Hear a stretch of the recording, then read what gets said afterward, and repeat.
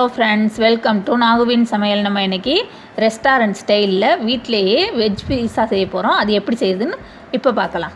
இப்போ தான் எங்கள் சேனலை ஃபஸ்ட் டைம் பார்க்குறீங்கன்னா கீழே இருக்கிற ரெட் கலர் சப்ஸ்கிரைப் பட்டனை கிளிக் பண்ணுங்கள். கூடவே இருக்கிற பெல் ஐக்கனையும் கிளிக் பண்ணுங்கள். அப்போ தான் நாங்கள் போடுற வீடியோ எல்லாம் உங்களுக்கு நோட்டிஃபிகேஷனாக வரும்.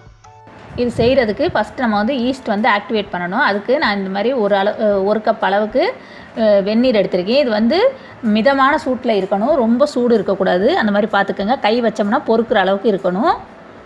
அப்போ தான் நம்மளுக்கு ஈஸ்ட் நல்லா ஆக்டிவேட் ஆகும். அதில் 2 டேபிள் ஸ்பூன் அளவுக்கு நான் ஜீனி போடுறேன். அப்புறம் 1 டேபிள் ஸ்பூன் அளவுக்கு ஈஸ்ட் சேர்த்துக்கோங்க. ஈஸ்ட் நல்ல ஈஸ்ட்டாக பார்த்து வாங்கிக்கோங்க. பழைய எக்ஸ்பிரி ஆனதுனாக்கா அது பொங்கி வராது. நிறையா பேர் என்கிட்ட ஈஸ்ட் பொங்கி வரலைன்னு சொல்கிறாங்க. அதுக்காக தான் சொல்கிறேன்.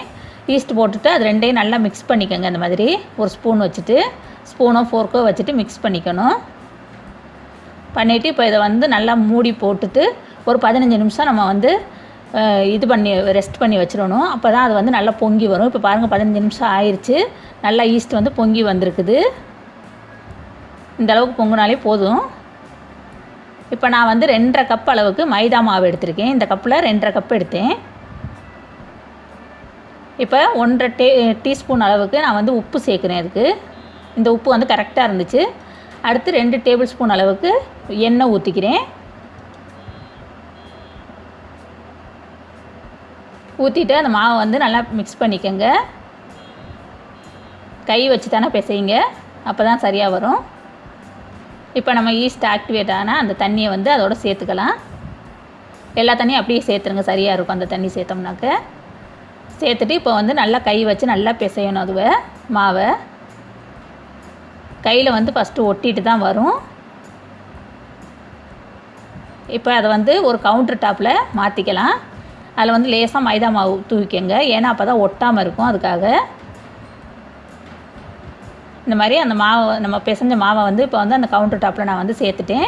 அதை இந்த மாதிரி 2 கை வச்சுட்டு நல்லா கை ரெண்டையும் கழுவிக்கங்க. நல்லா 2 கை வச்சுட்டு இந்த மாதிரி இழுத்து பரோட்டாக்கு மாவு பிசைவோம்ல, அந்த மாதிரி பிசையணும். நான் மினி பரோட்டான்னு ஒரு வீடியோ ஏற்கனவே ஒன்று அப்லோட் பண்ணியிருக்கேன். தெரியாதவங்க அதை பார்த்துக்கங்க. நான் அதோட லிங்க்கு கீழே டிஸ்கிரிப்ஷன் பாக்ஸில் கொடுக்குறேன்.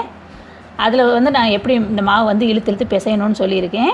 இந்த மாதிரி நம்ம கிட்டத்தட்ட ஒரு 15லேருந்து 20 நிமிஷம் வரையிலும் இந்த மாவை இந்த மாதிரி ஒட்டுச்சுனாக்க மைதா மாவை சேர்த்துக்கிட்டு நல்லா பிசையணும். பிசைஞ்சோம்னா அந்த கவுண்டர் டாப்லேயும் ஒட்டக்கூடாது, நம்ம கையிலையும் ஒட்டாமல் வரணும். மாவு நல்லா சாஃப்டாக வந்துடும் நம்ம பிசைய. அந்தளவுக்கு நம்ம பிசைஞ்சுக்கணும். இதே மாதிரி நீங்கள் என்னோடய ரெசிபி ஏதாவது நீங்கள் ட்ரை பண்ணிங்கனாக்க நீங்கள் எனக்கு அது ஃபோட்டோவாக இன்ஸ்டாவில் அப்படி இல்லைன்னா ஃபேஸ்புக்கில் அப்படி இல்லைன்னா இமெயில் ஐடிக்கு அனுப்பிச்சி விடுங்க. நான் எல்லாரோடையும் ஷேர் பண்ணிக்கிறேன். அதோட லிங்க்கும் கீழே டிஸ்கிரிப்ஷன் பாக்ஸில் நான் கொடுக்குறேன். இப்போ பாருங்கள், நம்ம நல்லா பிசைஞ்சாச்சு. அந்த மாவு நல்லா இதுவாகிடுச்சு, நம்மளுக்கு சாஃப்டாக வந்துருச்சு. அதை இந்த மாதிரி நல்லா அப்படியே ரவுண்டாக கீழே மடித்து விட்டுட்டு இது பண்ணிக்கணும். அப்போ தான் நம்மளுக்கு அந்த மாவு நல்லா பொங்கி வரும். பாருங்கள், இப்போ நல்லா ரவுண்டு பண்ணியாச்சு அந்த மாவை.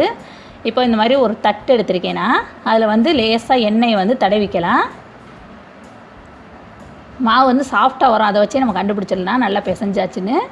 இப்போ அந்த எண்ணெய் தடவின தட்டில் இந்த மாவை வச்சுட்டு அது மேலேயும் கொஞ்சம் எண்ணெய் தடவி விட்டுருங்க. அப்போ தான் மாவு காஞ்சி போகாமல் இருக்கும். அதுக்காக தான் அந்த எண்ணெய் தடவுறது. இப்போ இது கிட்டத்தட்ட 2லேருந்து 3 மணி நேரம் வரையிலும் அது அப்படியே இருக்கட்டும். அதை ஒன்றும் செய்ய வேண்டாம். ஏன்னா அது அப்படியே டபுளாகி வரும், நம்மளுக்கு நல்லா பொங்கி வரும் மாவு. அது வரையும் நம்ம வெயிட் பண்ணணும். நம்மளுக்கு சூடு காலம்னாக்க ஈஸியாக பொங்கிடும். அப்படி இல்லைன்னா கொஞ்சம் டைம் எடுக்கும். இப்போ நான் இதுக்கு தேவையான காயெல்லாம் நறுக்கி வச்சுருக்கேன். இந்த மாதிரி க்ரீன் கேப்சிகம் கொஞ்சம் எடுத்து ஒரு பாதி கேப்சிகம் எடுத்து நறுக்கி வச்சுருக்கேன். அதே மாதிரி பாதி தக்காளி எடுத்து அதுவே இந்த மாதிரி எல்லாமே நீளமாக நறுக்கிக்கங்க. அதே மாதிரி கொஞ்சம் வெங்காயம் பாதி எடுத்து அதுவே நல்லா நீளமாக நறுக்கியிருக்கேன்.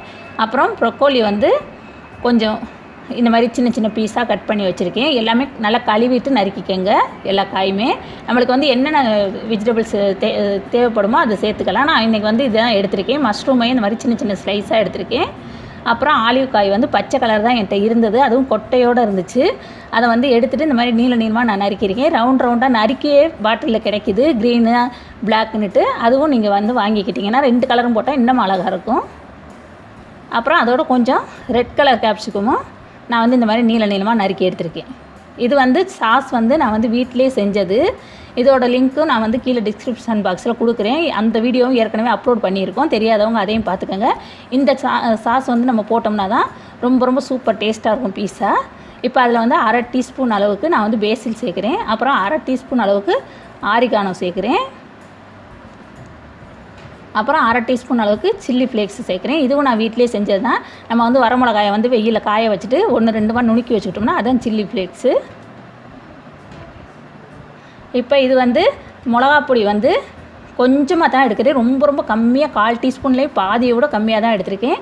இது போடாமல் கூட செய்யலாம். ஆனால் இது போட்டோம்னா கொஞ்சம் நல்லாயிருக்கும் டேஸ்ட்டு. அதுக்காக தான் போடுறேன். போட்டு நல்லா மிக்ஸ் பண்ணியாச்சு. இப்போ 2 பல் பூண்டு எடுத்துகிட்டு நல்லா சின்னதாக நறுக்கி இந்த மாதிரி நல்லா நைஸாக நறுக்கங்க. நறுக்கிட்டு அதுவே அதோட அந்த சாஸோடு சேர்த்துட்டு நல்லா மிக்ஸ் பண்ணிக்கோங்க. இதுதான் பீஸா சாஸு. நம்ம வெளியிலலாம் வாங்க தேவையில்லை, நம்ம வீட்டிலே செஞ்சிடலாம். பாருங்கள், இந்தளவுக்கு இருந்தால் போதும்.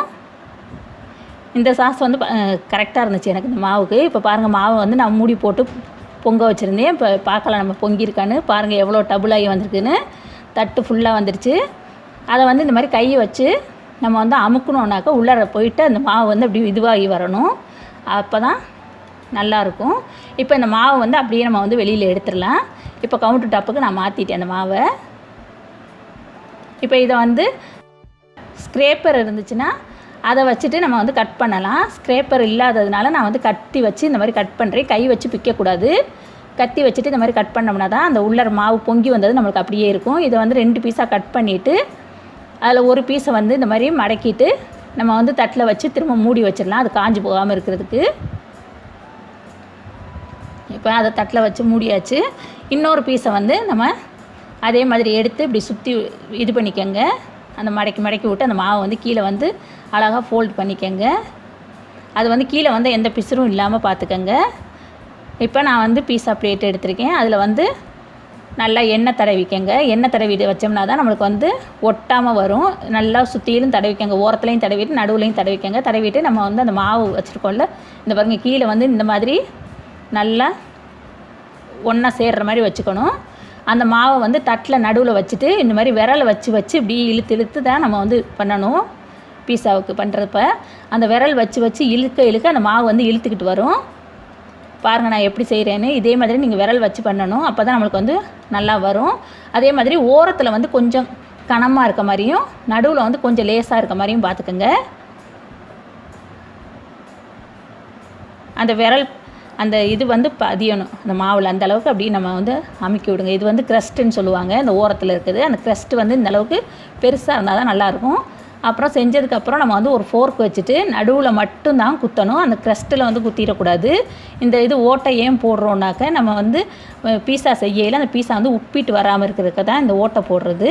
அந்த ஓட்டை ஃபுல்லாக போட்டாச்சு. அந்த க்ரஸ்ட்டில் படாமல் நடுவில் மட்டும் போட்டுக்கோங்க. அதுக்கப்புறம் நம்ம ரெடி பண்ணி வச்சுருக்கோம் அந்த சாஸ் வந்து எடுத்துகிட்டு அது மேலே ஃபுல்லாக இந்த மாதிரி அப்ளை பண்ணிடுங்க. இப்போ நான் வந்து மொசரல்லா சீஸ் தான் எடுத்திருக்கேன். சீஸ் தான் எடுத்திருக்கேன். அதை வந்து அந்த சாஸ் தடவி இருக்கோம்ல அது மேலே வந்து கொஞ்சம் நல்லாவே போட்டுக்கோங்க. எந்தளவுக்கு சீஸ் வந்து போடுறோமோ அந்தளவுக்கு நல்லாயிருக்கும். இப்போ பாருங்கள் நான் இந்த அளவுக்கு போட்டிருக்கேன். இந்த ஒரு பாக்கெட் வந்து எனக்கு வந்து 2 பீஸாவுக்கு வந்து கரெக்டாக இருந்துச்சு. அதுக்கு மேலே வந்து நான் வந்து கட் பண்ணி வச்சுருக்கேன் வெங்காயத்தையும் போடுறேன்.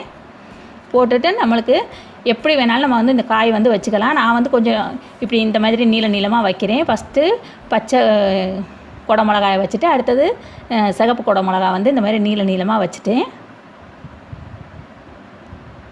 இப்போ வந்து அந்த நறுக்கி வச்சுருக்க அந்த மஷ்ரூமை வந்து இந்த மாதிரி சுற்றிலும் வைக்கிறேன். நீங்கள் எப்படி வேணாலும் வைக்கலாம், இந்த மாதிரி தான் வைக்கணும்னு இல்லை. அடுத்து வந்து தக்காளி வைக்கிறேன்னா தக்காளியும் வச்சாச்சு. இப்போ வந்து ஆலிவ் காய் வைக்கிறேன்.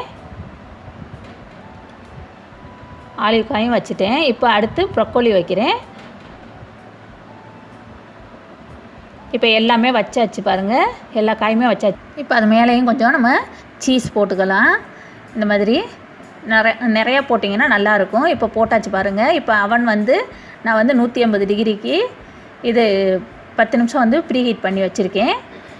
இப்போ ஆரிகானோ சேர்க்குறேன். அது மேலே கொஞ்சம் லேசாக தூவி விட்டுக்கோங்க. நீங்கள் இந்த மாதிரி தூவி விட்டுட்டு அவனில் வந்து 15லேருந்து 20 நிமிஷம் வச்சு எடுத்துகிட்டு வந்துட்டேன். இப்போ நல்லா எப்படி வந்திருக்குது பாருங்கள், சூப்பராக வந்திருக்குது. அது நல்லா ஆற விட்டுட்டு இந்த மாதிரி கட் பண்ணுங்கள். இந்த மாதிரி பீஸா கட்டர் வச்சுட்டு கட் பண்ணிவிட்டு இப்போ 4 பீஸா இங்கே பாருங்கள் எப்படி சூப்பராக வந்திருக்குதுன்னு. நம்மளுக்கு ரொம்ப நல்லா இருந்துச்சு இது டேஸ்ட்டு. இந்த பீஸாவோட டேஸ்ட்டே வந்து இந்த நம்ம வச்சுருந்த அந்த சாஸ் தான் ரொம்ப டேஸ்ட்டாக இருந்துச்சு. அதனால் எல்லோரும் இந்த சாஸ் செஞ்சுட்டு இந்த பீஸா வந்து ட்ரை பண்ணி பாருங்கள். கண்டிப்பாக சூப்பராக இருக்கும். உங்கள் எல்லாருக்கும் ரொம்ப பிடிக்கும். இந்த வீடியோ வந்து உங்களுக்கு ரொம்ப பிடிச்சதுனாக்க லைக் பண்ணுங்கள், ஷேர் பண்ணுங்கள், சப்ஸ்கிரைப் பண்ணுங்கள். கூடவே இருக்கிற பெல் ஐக்கானையும் கிளிக் பண்ணுங்கள். தேங்க்யூ.